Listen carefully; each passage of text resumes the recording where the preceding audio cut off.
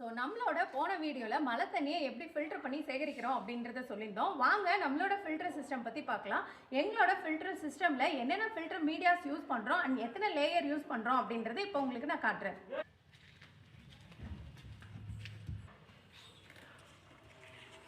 So நம்மளோட filtration சிஸ்டமில் பார்த்துட்டிங்கன்னா 5 லேயர்ஸ் யூஸ் பண்ணுறோம். பெரிய கல், அதுக்கப்புறம் சின்ன கல், அதுக்கப்புறம் ஆற்று மணல் யூஸ் பண்ணுறோம், அதுக்கப்புறம் நம்ம ரெடி பண்ண ஆக்டிவேட்டட் சார்கோல் யூஸ் பண்ணுறோம், அதுக்கு அடுத்த லேயராக வந்து ஸ்பாஞ்ச் யூஸ் பண்ணுறோம். இந்த ஒவ்வொரு லேயரும் வந்து ஒரு மெஷ் வச்சு நாங்கள் செப்பரேட் பண்ணியிருக்கோம்.